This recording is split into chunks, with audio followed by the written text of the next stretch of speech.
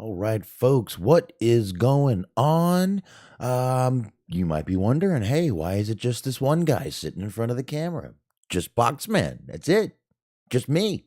Well, it is just me tonight. Smark is not feeling very well. So I say to Smark, you feel better, sir. Relax. I know there's a ton of stuff going around. Obviously, I mean, both my parents are sick. A lot of people at work are sick. Strangely, I feel like I'm on the tail end of a cold, but I never had a cold. So I'm going to take these off. These are my spare glasses, and the glare on them is really horrible. I mean, I don't know. Maybe it's not as bad as I think it is for you guys, but I'll leave them on because honestly, I see a lot better with them on than off. So I'm going to go ahead and keep these bad boys on. I hope nobody minds. If the glare gets too bad, I'll go ahead and take them off. But for right now, you guys got just me. I'm going to be hanging out with you guys. Obviously, there's there's not too much going on in the news right now, right? There is obviously a few things going on. We've got Vince coming back. We've got Stephanie leaving. We've got rumors of a sale that happened yesterday. That rumor spread like wildfire. That rumor spread of the WWE being sold to the Saudis. Absolutely insane. SBC, what is going on, my man? Thanks for stopping by so early. Appreciate that, sir. But like I said, we got Vince coming back, Stephanie leaving. We've got a new lawsuit for Vince to deal with for him coming back. And AEW happened tonight. I don't think anybody cares, to be honest with you. It was a good show, though. AEW was a good show. So, but I mean, as you guys can hear, I was saying, I feel like I'm on the tail end of a cold, but never had the cold. You can probably hear that in my voice a little bit. I'm a little raspy and a little bad, but honestly, I feel fine. I just got like a little tinge up in my nose and I'm a little stuffed up, but not feeling, no body aches, no nothing like that. I know the flu was going around. My whole fucking family had the flu here. My wife had it. Both my kids had it. My little girl luckily missed having it, but everyone, well, actually, no, she did have it. My oldest one missed having it. The other two had it. I don't know how it skipped me. I don't do flu shots. I don't do any of that stuff. So I got lucky. It skipped me somehow, and thank God it did. But thank God, my kids are cool because my little one got it. She's only 3, so she didn't know what was going on. All she wanted to do was sleep, which I'll be honest with you, I've prayed for a sickness a couple of times my damn self, just to get a little bit of a break, and never shows up. I don't know why, but it never shows up. But anyway, got a new way to use the camera here. I'm using XSplit, and I got rid of the watermark. I paid for the program. Yeah, I paid for a program. I did. So I hope that's working well. It looks like it has dropped a couple of frames here and there. So hope that's not a big deal. I hope everything's working good. So on that note, I do want to let y'all know, many times I've talked about the Everything Unscripted Wrestling podcast. Well, they do more than just wrestling. They talk all kinds of stuff, and they do something that's sort of a debate, and they're doing it right now on television shows and networks. And I was a judge on their show the other day. It was a great time. So you guys should be checking them out right over there.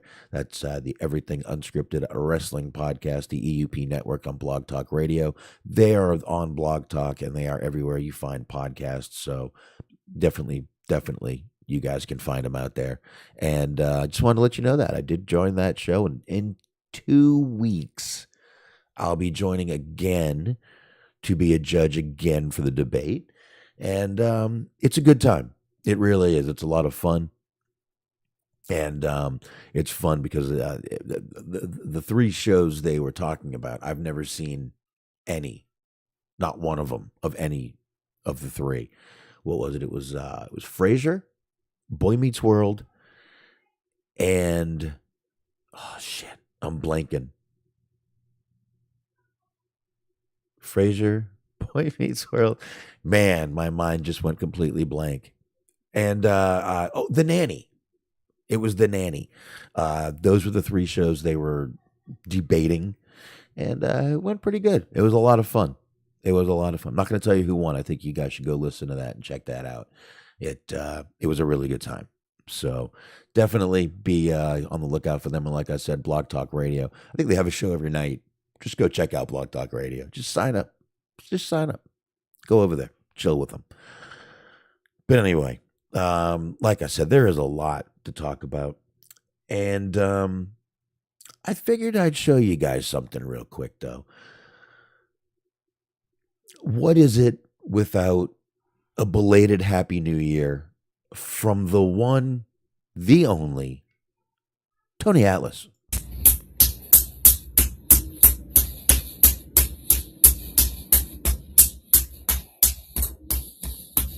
Yeah, she's punching him in the face. Punching.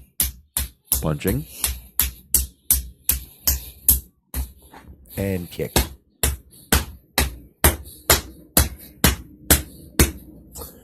Happy New Year! So there you go, folks. A little Happy New Year from Tony Atlas. That man's got some issues. I think I'll just leave it at that. Tony Atlas has some issues. I mean, look at it. If he's enjoying himself, that's fine. I don't see how being punched in the face and kicked in the face is enjoyable. But hey, I'm a weird guy, I guess, I just don't see it. SBC says the biggest news is Jinder is back. Actually, I think the biggest news rhymes with Jinder. I think it's actually that Nia Jax was on Tinder. She says she opened up a Tinder account, and the first person on there she saw was Finn Balor. So she said, that's when I gave up on Tinder. Finn Balor ruined it for me. Literally, it was the first person that popped up, and I was like, all right, I'm done. I mean, listen, I'm sorry, Nia. That was courtesy Wrestle Tracker. You guys can check them out over there on Facebook. But yeah, it's imagine. Just think she's probably going on there like, oh, I'm going to meet someone, someone new. I'm not in the wrestling business anymore. And she ends up right with Finn Balor, first person she sees. I just think that's hilarious. I don't know. That's to me, that's just some funny shit right there. So anyway, I'm turning down the mic a little bit. I noticed last week I was booming a little bit, and I apologize for that. So I'm trying to turn this down a bit, and should be a lot better right there. And again, I'm sorry for my voice and my throat sounding dry. The pills I take dry out my throat, and smoking weed don't help. But the pills I take dry out my throat. I do have some water here, so I'll take a sip every now and then. But yeah, so there you go. Nia Jax, done with Tinder. Barely got on and decided it just wasn't for her. All because of Finn Balor and his ripped abs.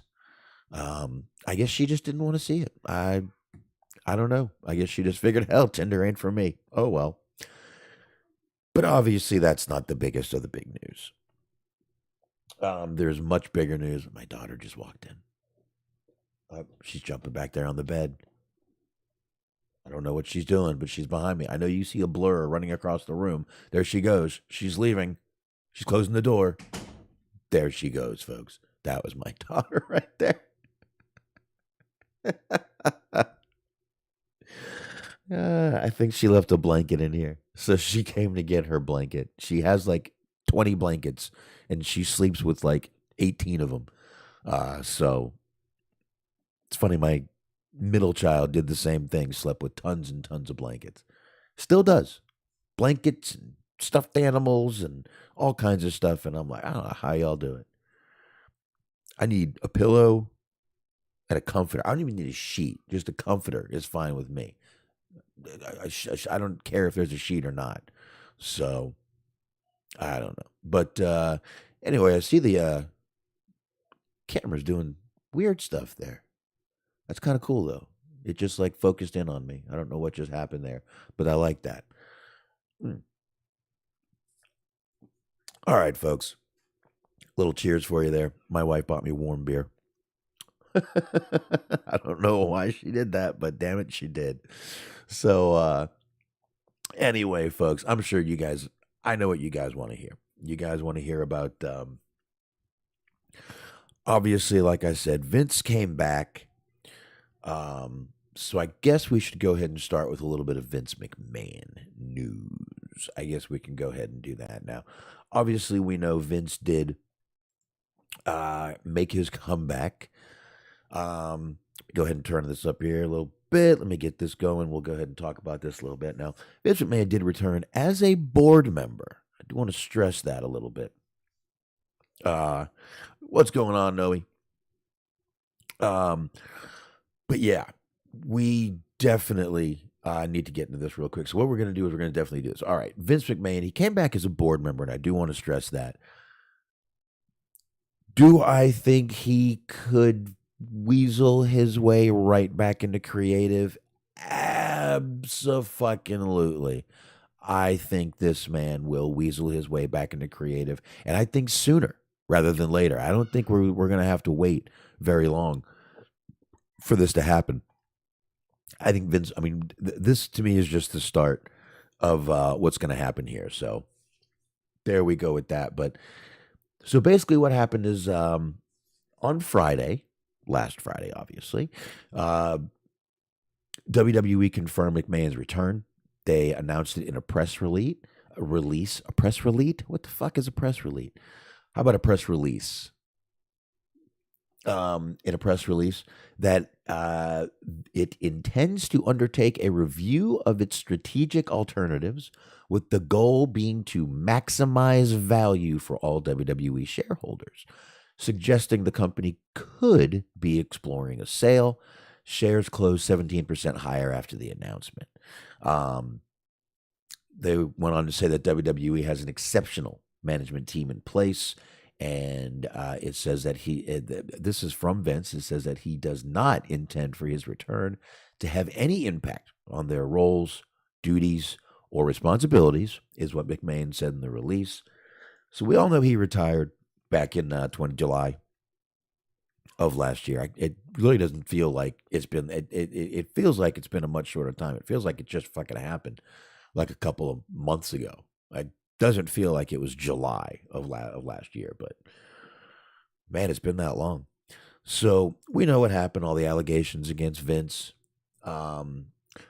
So basically, I guess what we can get into is kind of how this all started. I guess we'll get into a little bit of that. Well, I'm sorry about that. We'll get into a little bit of that, how this kind of started out. With Vince. Now I've got the letters. I'm going to do a little paraphrasing. They're very, very long letters, so I don't really want to get into it too much. But basically what happened is first Vince wrote a letter to the board saying, that he's always, recognized his massive responsibility to the WWE universe. Our fans deserve the best entertainment experience that WWE can offer. He kept going with all that right there and says, throughout my entire tenure with the company, I've always been committed to doing what I believe to be in the best interest of WWE and our employees, shareholders, fans, and other stakeholders. It is also why I voluntarily retired from the company during the independency of the special committee investigation and fully cooperated with the committee and its independent counsel's process.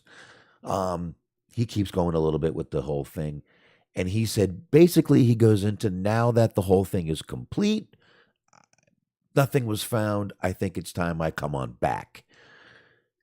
Then he got into the media rights upcoming negotiations and that it's critical that he be involved in those. Now, let's not fucking forget, this guy is the majority owner of the company. No matter what happens, this man still owns the majority of the company, which means he still has to be involved one way or the other with big decisions like this. So he starts talking about the, all the TV rights, media rights. I mean, this covers television deals, probably any licensing, probably merch, pretty much any deals. He won't sign off unless he's on the board. Almost sounds threatening, doesn't it? It does, almost. But basically, he's saying we need to basically come in, unify, and let me come on back. And saying how critical it is for him to come back. He immediately asked for an announcement to that, I want to hear back from you by 6 p.m. Eastern time, Tuesday, January 3rd. And remember, he did this on the 31st. December 31st, he did this. And I love that he writes this letter almost threatening, basically threatening, to hold his company hostage. And what does he end it with? Happy holidays, Vince.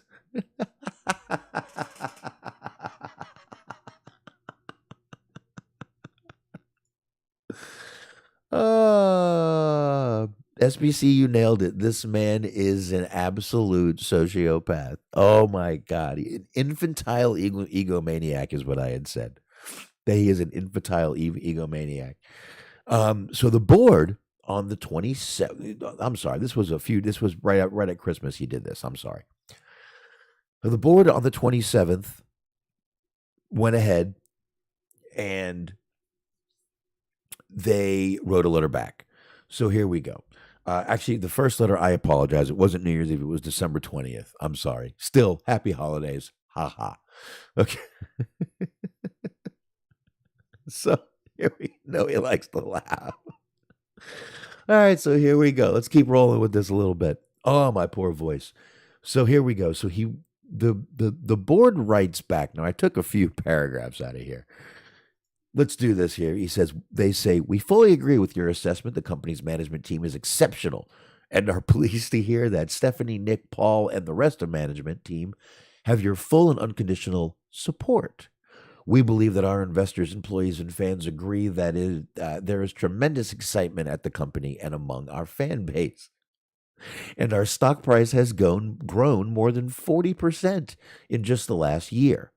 We remain optimistic about the continued success of this management team and the WWE franchise overall, and we believe your support is critical to this success. So they keep going a little bit. Okay, now here's where it gets kind of fun.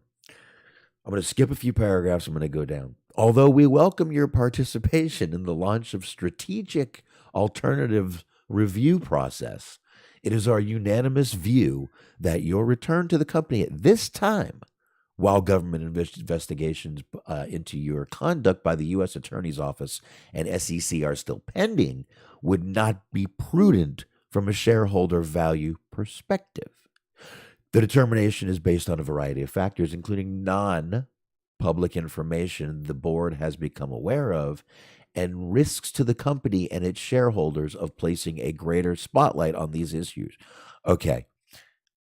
I don't know how y'all take that sentence, but including non-public information the board has become aware of. Let's just focus on that for a minute. This sounds like they know something we don't know. Yeah. Yeah, this sounds like they know something is coming. Um, a shitstorm possibly coming. Something is coming. Now, I guess I guess they're going to deal with it as they deal with it because they unanimously voted him back. Now, a few members had to leave to do this. Three, actually, three board members did leave to do this to get him and George Barrios and the Wilson lady. I forget her name. I'm sorry. Um, Something Wilson. To get them back. Barrios is back and Wilson's back. But basically, exactly, Dirk. Vince just says, fuck them. Fuck them. We'll deal with the issues as they come up. So, anyway, I love how they ended it after that. We are excited about the future of WWE and its continued success, and we look forward to working with you in the exploration of potential strategic alternatives as we continue to try to maximize shareholder value. See, notice that's something that keeps coming up. Shareholder value, shareholder value. That's who they have to answer to. Seriously. So that's what they're going to do. So now we get to New Year's Eve. Now we get to New Year's Eve, folks. All right. I'm going to put that picture of Vince back up for a second. I need to take a quick drink. My throat is drying up here.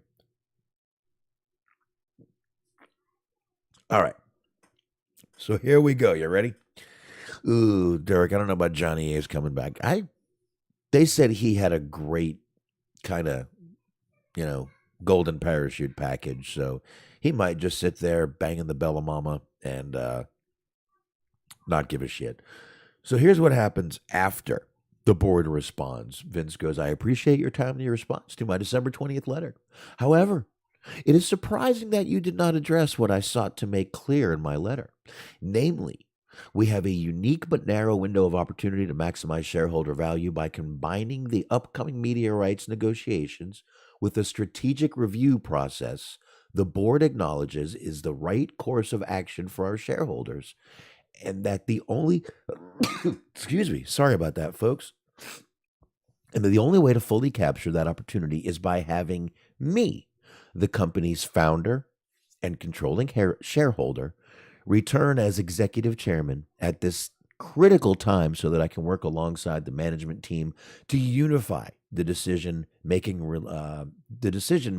related to these two interconnected alternatives.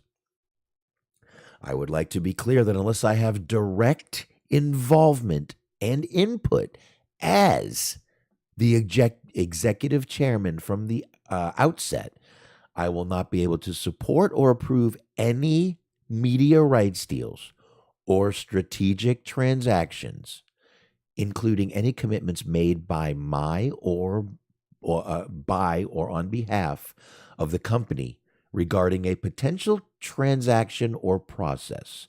This position is not driven by self-interest or lack of confidence in the company's management team, but rather my commitment to doing what is best for WWE and all its shareholders, being he's the highest shareholder, and by my strong belief that maximizing the outcome of these processes will require coordination and unified blah, blah, blah, blah, blah. So basically, I think by just that, you guys can get the gist of what he's saying here. He will not sign off on any media rights, anything, no TV deals, no anything deals, if he is not put back into power. And basically, listen, they put him right back in power very quickly. So there you go. Stock did go up, which I believe he knew would happen. So stock did go up with him coming back. The stocks are always going to, again, I know zip zero zilch about stocks, but I know they do go up when announcements like this happen. Someone gets fired, someone comes back. So, and again, I know zero about stocks. I don't pretend to. But company didn't do so bad. Yes, Dirk, it's just the box and the man. I am the man in the box tonight. Smark ain't feeling so good, so he's getting some well needed rest. Sorry. But anyway, so Vince forces his way back into the company. Listen, I don't know any other fucking gentle way to say it. He forced his way back into this company. Now, again, I know you're going to say, well, he was already in the company. He's a major owner. I know, majority owner, all that stuff. He forced his way back on the board. And again, I have zero doubt that this is just the beginning of him getting back. Once he is back in this company, I think it is a matter of I would say, let's see, it's January. I'm gonna say by June, he's right back to creative, and things are getting all jacked back up, and we're right back to where we started. I'll say by June. Anyone want the over under on that? Who wants anyone? Anyone? I'll take it if you want it. Over under? No one? Anyone? No? No. Well, I mean, unless this non-public information goes public, I really want to know what that non-public information is. I think we all want to know what that non-public information could be. So, Michelle Wilson, that was her name. Sorry about that. Like I said, my throat is drying out. I'm sorry, everybody. So here we go. So after Vince gets his way back in, everything happens. We hear Stephanie leaves. Now, I'm going to get into that in just a minute here. But what I do want to get into before that is Vince comes back and what happens. Like, remember what I said?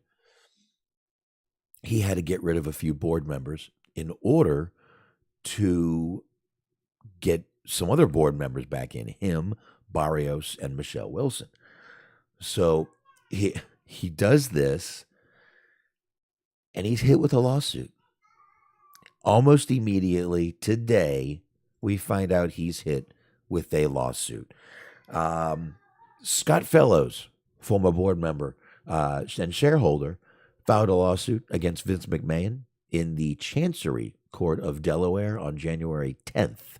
This was literally yesterday, 2023. McMahon is being accused of wielding his 80% voting control to oust the 3 board members, replacing them with cronies, and they use that word, George Barrios and Michelle Wilson, and push through bylaw changes that would impose his will on the board and WWE. This guy cannot get a fucking break. Not that he deserves one. I'm not saying that at all. I'm just saying, it's like when it rains, it pours. And holy shit, it seems like it's pouring on Vince McMahon right now. So here's a little excerpt from the lawsuit. Following an investigation into allegations of sexual harassment against McMahon, the board unanimously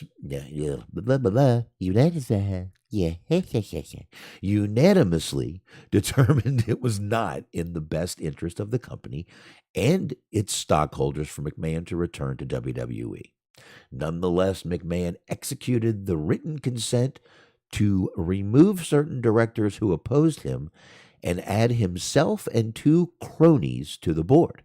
The stockholder approval amendment went further and wielded the power of the board to manage the affairs of the company. It even prohibits the board and officers from advocating from transactions McMahon may oppose, even if they believe those transactions are in the best interests of the company and its stockholders. As such, McMahon violated his fiduciary duties by executing the written consent. Plaintiff is entitled to a declaration that the stockholder approval amendment is void and invalid. Plaintiff has no adequate remedy at the law. Now, we keep hearing that word, fiduciary, right? We keep hearing it. I'm not going to lie. I'm not a genius. I'm not very smart at all. I'm not even trying to pretend I am. I had to look this up. So I went ahead and I looked up the meaning of it. It says it's an adjective. Look at the adjective. Fiduciary. Yeah. A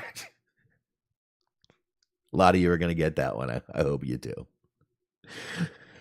Involving trust, especially with regard to the relationship between a trustee and a beneficiary. So basically, it's saying that I mean, you can see what it is right there. It's just a word that's obviously saying you have to trust the trustee and the beneficiary, which means basically the company has to have complete trust that the management will hold its duties to the shareholders, and that is what their interest will be. So again, I'm not a bright person. I had to look up the word. I figured I would share it with you. It's an adjective. Anyway, I apologize for that. So there was an amendment. I don't need to read the amendment. It's just more bullshit. But basically, he's asking Scott Fellows is asking the court to rule his lawsuit as a class action suit so other shareholders can join. And the court wants the court to just award him damages to cover his legal costs. I'm sure that can change once it is a class action lawsuit. Vince will, he'll probably beat it. This man is fucking the Teflon Don. So somehow he'll beat it. But I just found this was some crazy timing with what was going on with him doing all this. And then boom, he's hit with a lawsuit. But this all just happened. And, one of the board members he fired, I don't remember the name, was supposedly, heavily against him, didn't like him at all. I don't know how you can be on the board with this man and not understand what kind of fucking, infantile egomaniac, as I said before, he is and has been. But one of them didn't like him, and the other, I don't know if he was the same story, but they got rid of two. And Vince came back, and next thing you know, bam, lawsuit. So, man, I'll tell you, it has been a pretty crazy week with just Vince McMahon. I mean, Friday we're just hearing about how, he's kind of trying to make his way back in. Actually, I think it was Wednesday or Friday. We started hearing, Vince is trying to get his way back in.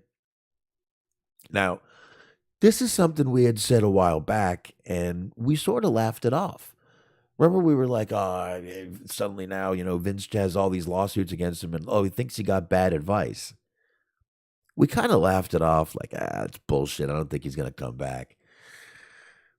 And I heard a few podcasters jump on and say it is absolute 100% bullshit. Absolute 100% bullshit. And he had proof. Proof.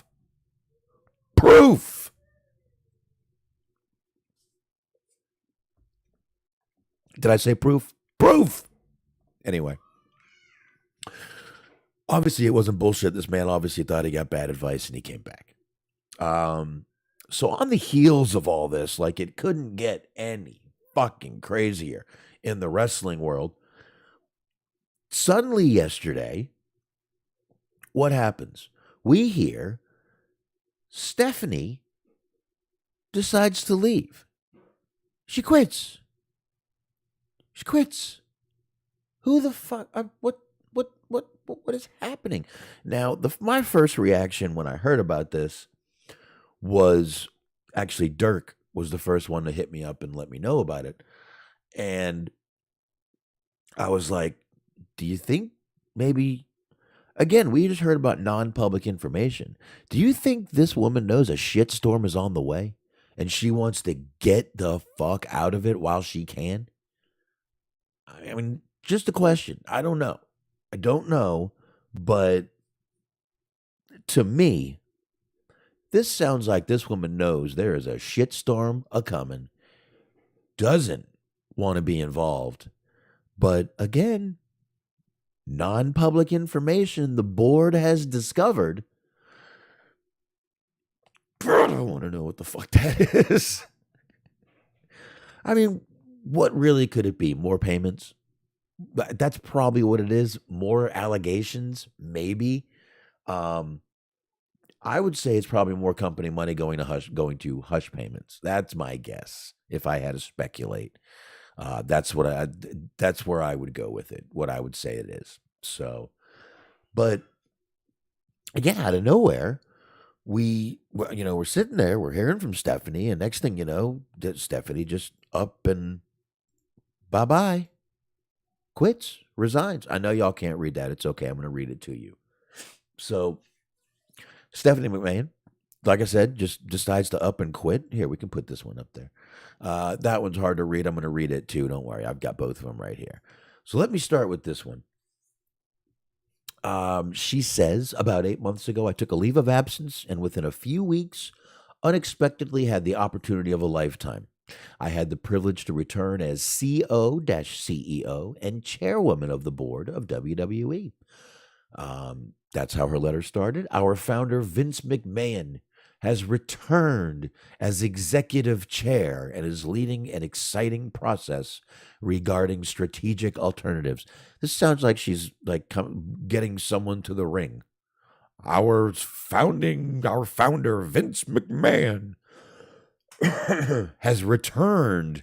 Our savior has returned. No. She went on and reiterated that she's confident WWE is in the perfect shape to continue to provide unparalleled creative content while driving maximum value for shareholders. Once again, there's that shareholder thing. Maximum value, baby. Got to have that maximum value. But has to be there, man. But I was shocked. I mean, I really got to say I was pretty shocked to hear this news. I didn't think I'd see the day. She knows who her father is. She knows. She's not stupid. This woman is not stupid. Stephanie is anything but stupid, I can tell you that. I mean, she knows who this man is. So either she sees a shitstorm coming with this non-public information we just read about, or she just flat out doesn't fucking trust this man or not get back involved in creative and turn this company. They've taken a couple steps forward. Now they're going to take fucking 3 steps back. So maybe that's where, I don't know. We'll probably never hear the whole story, the real truth, but few people did chime in to her when she left. Gargano said, "You're the best." Heart, a lot of hearts. Renee Paquette, 3 hearts. Archer of Infamy, I believe that's Lance Archer, says, hands up, praying hands, thank you. Kathy Kelly, beyond grateful for you, Steph. William Garcia, you're amazing, Stephanie. Been so exciting to work with you, to have private, amazing conversations with you, and see you grow. Your daughters are so lucky to have you as a role model. Thank you for all your dedication. Much love and respect. Heart. Real Kevin Nash, I love you. It's an adjective, right, Kevin? Shotzi, you are the most positive, unbelievable, caring human I've ever met. Thank you for everything and all the kind words. Escobar, WWE says respect. And let's see, we have 2 more. Megan Moran, WWE. Can't thank you enough. So grateful our paths crossed. Wishing you and your family all the best. And Sarah Schreiber says, thank you for being such an inspiration. That was, I forgot to put up the right picture. That was this picture right here. And there you go. I really, mean, like I said, I was a little blown away by this news that she up and quit. But like I said, I got a feeling she sees the shitstorm of brewing. And I think she wants off this fucking train before before she's the one on the tracks. I don't know. Maybe that's it. Or again, like I said, maybe it's just the fact that she thinks she's going to get involved with creative, or maybe she just quit and Vince has nothing to do with it. Maybe she figures he's back at the helm. She was gone when he was at the helm.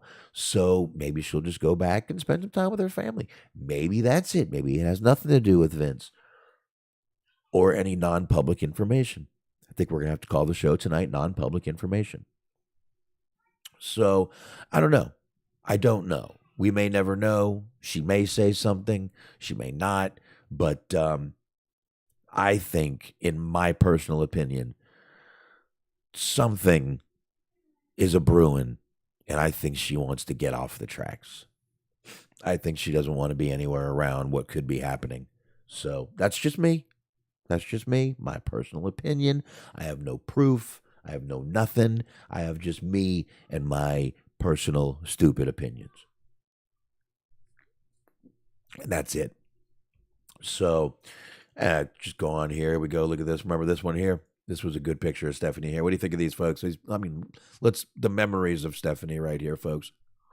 Great pictures of Stephanie. I'm just joking. I'm just kidding. John Pollock, though, used to be of The Law, now Post Wrestling Podcast, put out a little post that had a couple of quick differences. January 6th, she said, "It shouldn't be a scary time. It's an exciting time for WWE. Our founder is back on the board." 4 days later, WWE is in such a strong position that I have decided to return to my leave and take it one step further with my official resignation. 4 days. No one should be scared. So I guess that brings us to the probably the other question. With Stephanie gone,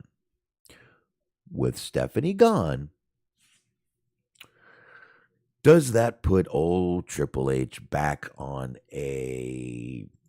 back on pins and needles, back on the chopping block, possibly? Raj Giri of Wrestling Inc. I think he is the founder and owner of Wrestling Inc., or at least one of the owners of Wrestling Inc. He sent a tweet out that said, "I've asked around, and Paul Triple H Levesque is in firmly as Chief Content Officer." Okay. And then 2 hours later, he says, "This tweet I sent about 2 hours ago, I heard from some higher-ups in WWE, and maybe not." So Raj Giri putting a little bit of doubt in people's mind about Triple H and what position he could be, what position he could take, what position he could be demoted possibly to. He did clear it up. Again, Raj Giri, just to be clear, I haven't heard Triple H is being fired. I think he'd move to a new division before he quits. What, like NXT? Think maybe he'd go to NXT again? He tried that. We all saw what happened. They went rainbow. That's what happened. They turned rainbow. It was crazy. So I think Triple H is fine. Triple H has worked for Vince long enough. It's not like he's just, oh my God, this crazy old fuddy-duddy is coming back. I call the man a crazy old fuddy-duddy. I can do that. I'm not his fucking son-in-law. I'm some nobody with a little bitty podcast. So I can do that. But, I think Triple H has worked there long enough. He knows who this man is. He knows what this man is. And he might know he's on the way out eventually. I think not on the way out completely. I think Triple H maybe he will end up back at NXT with Shawn Michaels. Maybe Vince just decides to put them both over there and let them fucking, as Jim Cornette said, DX was just the jerk-offs jerking off. Maybe Vince will let the jerk-offs go jerk off a little more. Maybe. Who knows? Could happen. I don't know. But I believe that was Jim Cornette who said that. That's the only man I can think of who would say that. So I'm pretty sure it was Cornette. But I don't know. Like I said, the first thought that came to my mind was, is Stephanie trying to get out of the shitstorm that could be coming? Solomonster was the one who actually said that they had the board had some information that none of us knew about. then I just read it here. So, that just confirms it. There is definitely something the board does know about that we don't. Triple H might know what that is. And I mean, look, like I said, everyone knows who this guy is. Let's not try to pretend anything. No one's hiding anything. So I don't know. It's definitely a crazy situation. So we had all that happen this week, right? We had all that happen over like a 72-hour period with Vince coming back. Stephanie left today, more than a 72-hour period. So, I mean, what else could get crazier? How about fucking last night when everyone and their mother was putting out tweets that the WWE was sold? That's it. It's sold. Y'all are fucked. It's over. It's done with. Don't even worry about it anymore. WWE as we know it and love is dead. That's what people were saying. Is dead. They were telling us. The WWE we know and love is dead. Cassidy Haynes of bodyslam.net was one of the first ones to say, just his name is at Casshole, as I believe it should be. For what it's worth, I'm told the Saudi deal is done and they're taking the company private. Ooh, yeah, baby. Listen to that shit. So that was one of the tweets that got shit. I mean, this thing fucking snowballed. It started small, and next thing you know, I was reading Comcast might have bought it. I was reading Saudi may have bought it. It was, things were coming in so fast. Look, Dirk, everyone got swept in by this. Everyone did. Dude, even Anthony, y'all know Anthony. Come on now. You know who Anthony is. Anthony Alston used to be on this show. Got the Weekly Detour over there. Go check him out. Everybody was swept into this. Anthony even posted a Yahoo article. That's right, folks, a Yahoo article. Vince McMahon reportedly sells WWE to Saudi PIF, private investment fund. Now, Yahoo wasn't the only ones that got snaked by this. A lot of people jumped right into this. Listen, I'm not going to lie. I thought maybe it was true. I definitely wanted to wait to do that. I mean, listen, I wanted to go talk about Vince Friday. I'm kind of glad me and Smart, we waited, but I'm glad I waited because we had more information. But he wasn't the only one. Steve Muehlhausen says sources WWE has been sold to Saudi Arabia's public investment fund. The company will go back to being private. Unknown if Vince McMahon will return to head of creative, but it is expected by some people. All right, folks, we ain't done. We got more. Tyler the Trademark. Rumors are also circulating that WWE has been sold to the Saudi PIF. We'll take the company private. Again, these are rumors, but I'm seeing pretty notable people talking about it. If true, WWE is truly fucked. Boy, that shitstorm was stirring last night. It was just stirring around like a motherfucker. Just stir that son of a bitch right around. All right, so once again, Tyler the Trademark. Final tweet of the night, folks. If anyone is celebrating this potential news and saying that this is great for Tony Khan and AEW, I'm here to tell you it's not. This is a very dark day for not just WWE, but pro wrestling as a whole, including AEW. It's just sad at the end of the day. Here, Dirk's sending me something. I'll pull that up in a minute, folks. And then we keep going. Now, one person tried to Justin Lopez says, reminder, Sami Zayn refuses to wrestle Saudi shows. And if the rumors are true about a sale to Saudi, we may never get a conclusion to the Sami bloodline story. Is this what the fuck we're worried about now? Y'all probably fucking people from New York got wrong shit on your mind. Dude, is this what we're giving a fuck about a storyline? Oh my God. Should not be worried about a storyline when we're hearing Saudis bought WWE, folks. Screw the fucking storylines. My God, man. We have more things to worry about here. I thought you would know that by now. So here's one more. Clothesline Sports put it out. It was basically the same tweet by, basically the same article by Cassidy Haynes again. He's reported it, company going private.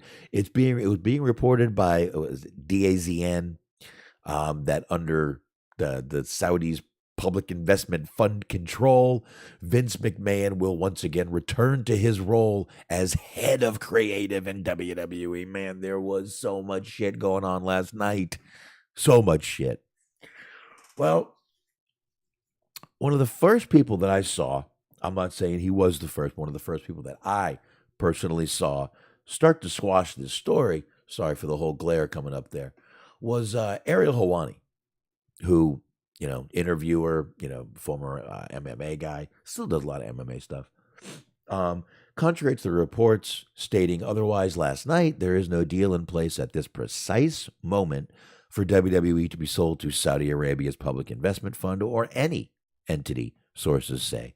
The organization is still exploring all options, I'm told. Developing. So that was this morning at 7:58 a.m. So again, he was the first one I saw to start to kind of kill these rumors. Been mentioning Dirk tonight. Dirk actually sent me something posted by former wrestler. I believe it's former wrestling soup John Draper. I honestly haven't kept up with John Draper in a while, but every now and then he does say something very, very, very smart, and he did here. And I've even got a video. I have audio for you. I'm not going to play the video. I don't really want to get booted the fuck off of this old YouTube here. John Draper, though, put out, he said, taking financial news from someone who devotes all their free time to stories about people play fighting in their underwear is on par with asking your mechanic whether or not you should get chemotherapy. I mean, he's not wrong. He's really not wrong. So there's that. And there was a news report to go along with it. I will go ahead and should be able to hear it. Here we go.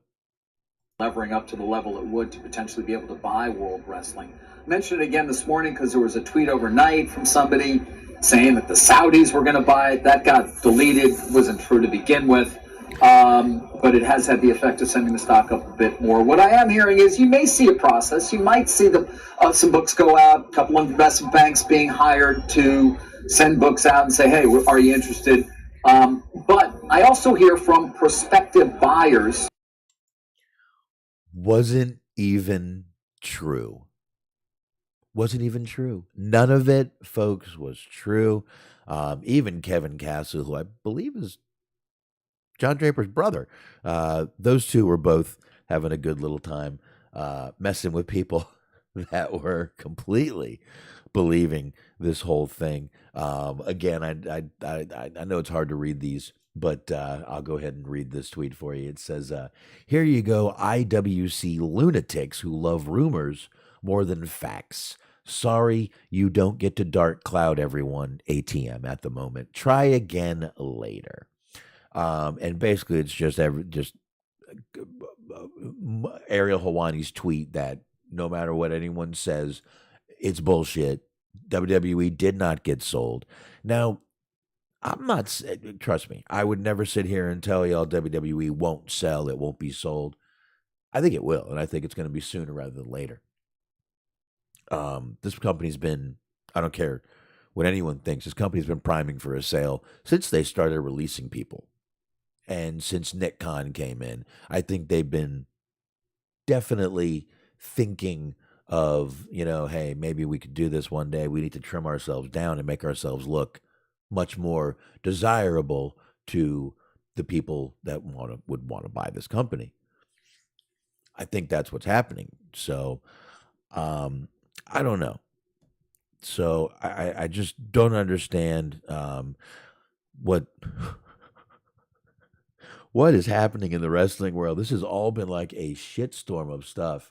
I'm gonna pull up that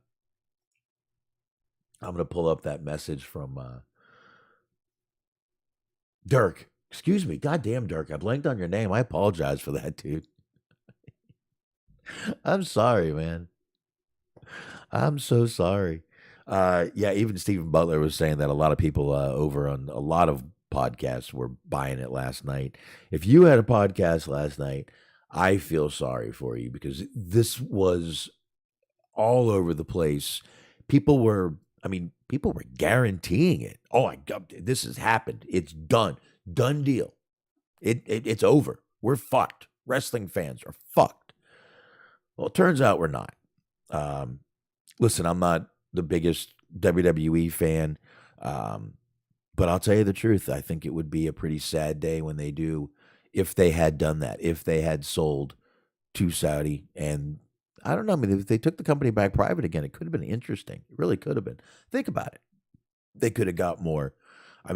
Would it have got more racy? I don't think so. I don't see that happening.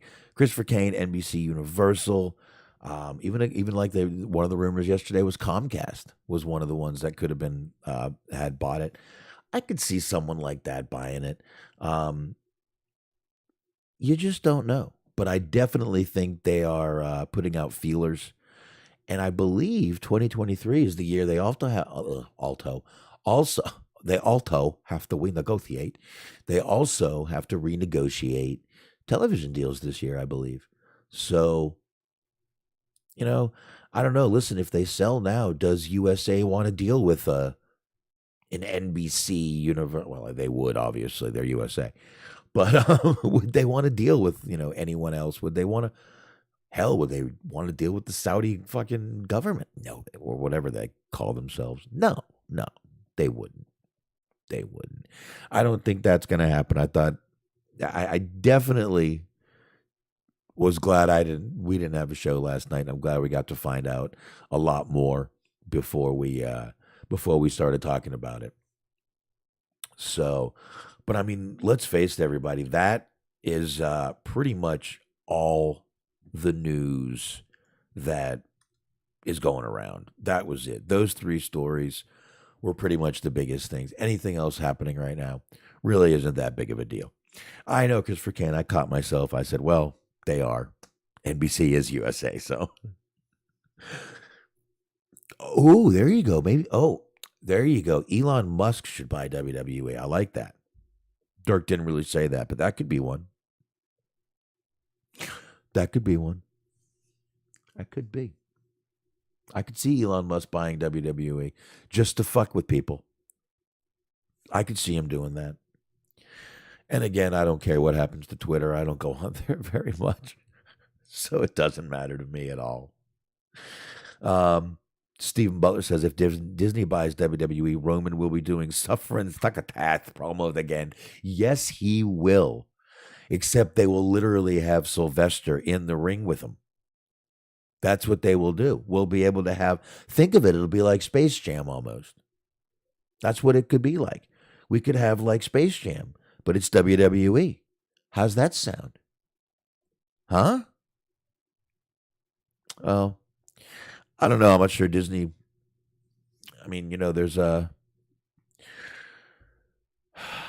non-public things that are happening that we don't know about. Non-public. All right, folks, I'm just going to go ahead and get an AEW. I didn't even think I would be here an hour. Usually I talk so fast and start stammering over myself and don't want to be here that long. But I've obviously been here longer than I thought I would be. So let's go ahead and get into a few things with AEW here. I'm going to pull up my notes. I know they're bright. I'm sorry. I can't darken that. I might be able to darken WPS. I've never tried it. I don't know if any of y'all use WPS. It's a like a free version of Windows. It's got an Excel to it. It's got a PDF reader. It's got PowerPoint thing on it. Pretty good little program if you can download for free. I mean, they want you to join. You can get more, but you can do a ton of stuff just for nothing with it. So just thought I'd bring that up. Little program I use.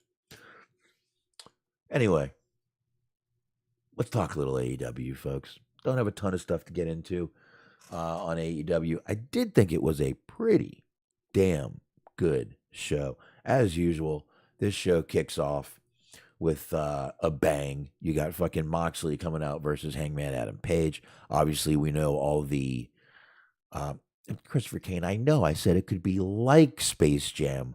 I know it's Looney Tunes. Damn it, you people, and you're wanting me to be so damn detailed. Look, man, I was just comparing it. Like, this is what it would be. Ah, forget it. God damn it. You're right, Christopher Kane. Is that what you want to hear?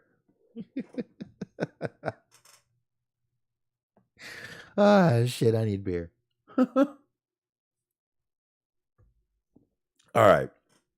So, again, we kicked off with the Moxley Hangman Adam Page match. Obviously, we know what was going on there. We're a few months ago, we had Moxley and Page in the ring. Page took a pretty bad fall, and they sort of recreated that finish tonight, except Page actually felt bad after he did it. It was kind of a recreation of that finish a little bit. Moxley kind of got knocked out, didn't know where he was.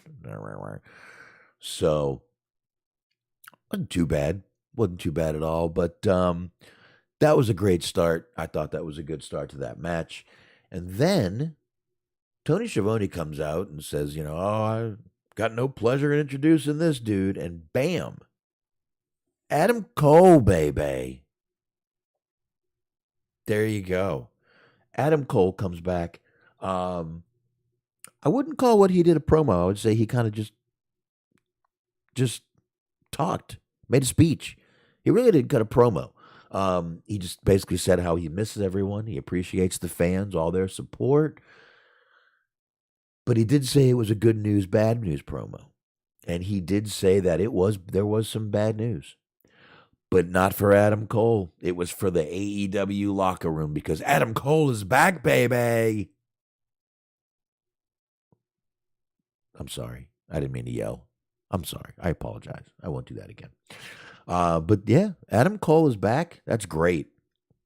Because they were not sure what was happening with him. He was, it was kind of rumored he may not be back. He was pretty hurt. But there you go. Adam Cole back in business, baby. Coming back. The Acclaimed were back there. They cut a little promo. They announced that the Hollywood Walk of Fame board of directors voted. So they will be getting a star on the Hollywood Walk of Fame. Pretty cool shit right there. Then we had Jungle Boy Jack Perry and Hook versus Lee Moriarty and Big Bill. Pretty good match. Match was really going good, I thought. I liked this match. I thought this was really, I didn't think it was going to be a bad match. But Hook decides to suplex Big Bill. And all Big Bill could do is stand up and go, "What the fuck?"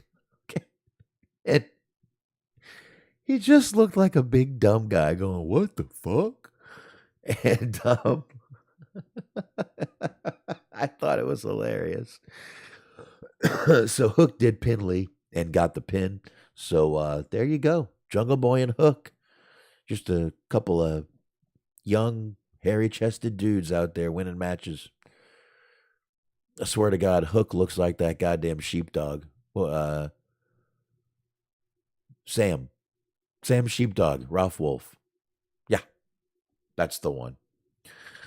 That's who Hook reminds me of. Sam Sheepdog. I'll go Google that. Let me know if I'm right. Since we're talking cartoons tonight,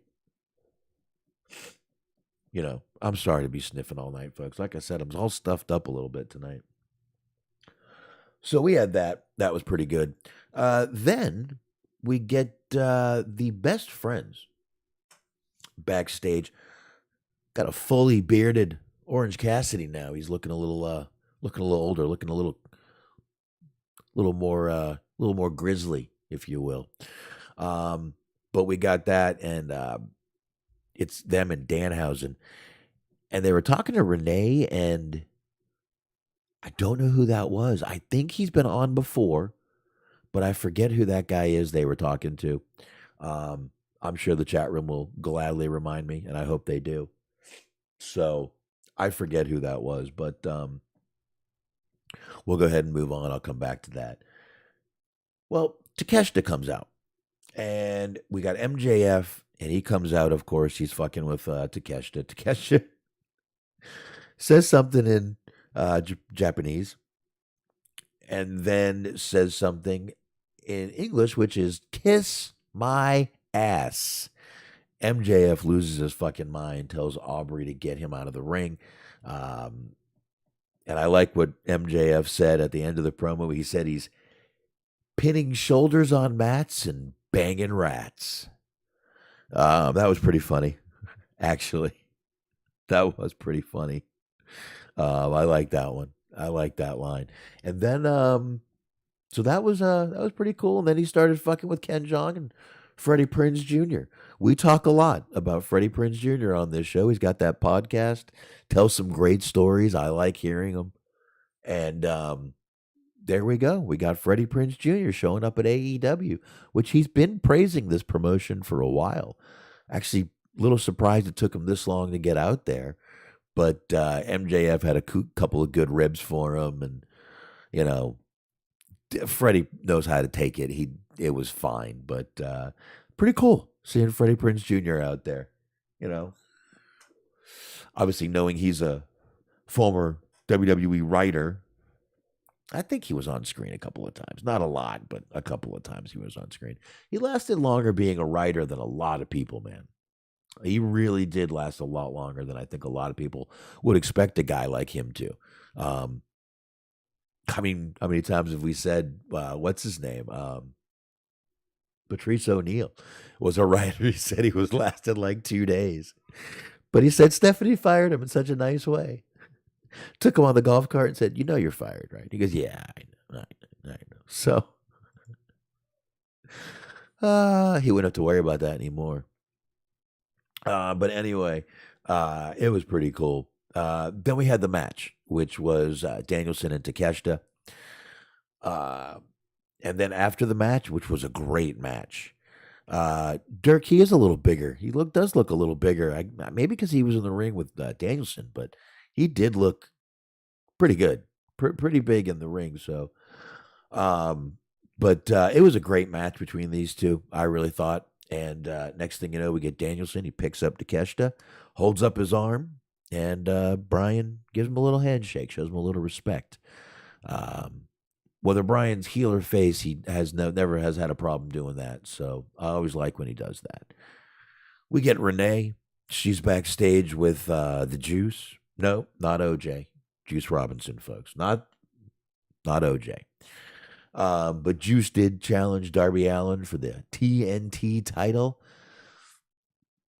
He is a bit of a weird looking guy. But hey, who am I to say? Look who he's got.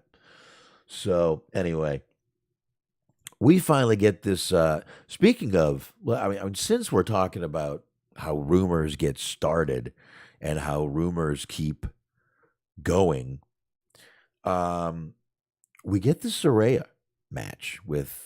Remember last week she had picked Toni Storm as her partner, pissing off Sheeta, but we get Saraya and Toni Storm versus Britt Baker and Jamie Hayter. Now, a lot of people thought that somehow Mercedes Monet was going to be the one to come out somehow and get into this match. Didn't happen. Did not happen. This is another one. Some people are going to have some egg on their face. Between this and the Saudi story, 2023 is looking insane for wrestling journalists, air quotes, getting it wrong. So I guess we'll see what happens. But obviously, I mean, even me and Smark last week, when the March for February 18th was announced in California, both said this is probably going to be her first match back. I don't think they would invest all this, what they did, New Japan in with her, if she was just going to come out and have a match on free television for no reason. No. That's why we both agreed this was going to be her first match. February 18th, folks. That's going to be her first match back, in my opinion. I could be wrong, but I don't think I am here. I don't think I am. But this match was going pretty good, again, as the other ones were. But, kind of the end of the match, Sheeta throws the kendo stick into the ring in the middle. And it landed literally in the middle of the fucking ring, like dead center in the middle. And I think Rebel picked it up, and it caused Tony and Saraya to lose the match. I was a little shocked by that. I actually thought they would end up getting the win in that match, but no, the heels ended up taking that win. Rebel, Britt, and Jamie Hayter. There's Tony on the ground, just writhing in pain. So, I don't know. It was a decent match. Like I said, this show's had some pretty good moments, to it. But after that, we get all of Jericho Appreciation Society out there. I mean, they look like a fucking gang pulling up. You'll understand why I said that. They look like the fucking Warriors. 9 guys, no weapons, except Jericho's got a bat. So they all come out, and we get to hear from them. And they all got these sequin jackets on. I love these things. Now, I don't know if you know, my kids have these. If you go up one way, it can be like a rainbow. If you go down, it's all gold. Pretty cool. You can make them change colors. It's pretty cool. That's neither here nor there. Don't worry about that, folks. That is public information. That is not non-public information. That's public information that those are sold. So Jericho brought up the fact that all of JAS was at PWG. They made a little surprise appearance, and I think a couple of them had a match. Jericho is shit talking Starks and Action Andretti, and they both come out. They got mics in their hand. Andretti said to Jericho, he's going to shove that bat up Jericho's ass. Now, y'all know I'm a fan of the movie The Warriors. Immediately, what did I think of? Ajax. I'm going to shove that bat up your ass and turn you into a popsicle. And this is a little still from the movie here. Actually, that literally is from my house. So, little still from the movie. I love that line. I love this movie. Absolutely incredible movie for me. I can watch it any fucking time. So that is exactly what that line reminded me of. Ajax saying, I'm going to shove that bat up your ass and turn you into a popsicle. Now, you got to remember when he said this, he was surrounded by guys in face paint that were dressed up as baseball players. The Baseball Furies. You can sort of see him back there. Pretty badass line to say. At that moment, I always thought, so, I don't know. Whatever, right? But that was pretty cool. Hager did say he's going to knock Ricky Stark's face off his face next week when they do have a match, and they are having a match next week. So there you go. Sorry for my daughter yelling. I don't know if y'all can hear that. If you can, I apologize. But yeah, it was a pretty good little thing. Of course, Hager with the jacket, with his little hat on, and Ricky Starks. And I like how they're, Action Andretti. That looks like it's healing, and kind of starting to think that was real. I think he might have got hit pretty hard with that fireball. Um, so we had the Death Triangle versus the Elite. This was the final in a best of 7 match series. This was a fucking crazy ladder match. Bodies were flying everywhere. You had one of the Bucks go through the fucking table. You had pile drivers on top of fucking ladders. This was absolutely fucking just insanity in the fucking ring. But I think everyone, let me get this off the screen. Sorry about that, folks. I think everyone knew. I don't think it was a big surprise having the Elite get their trios titles back.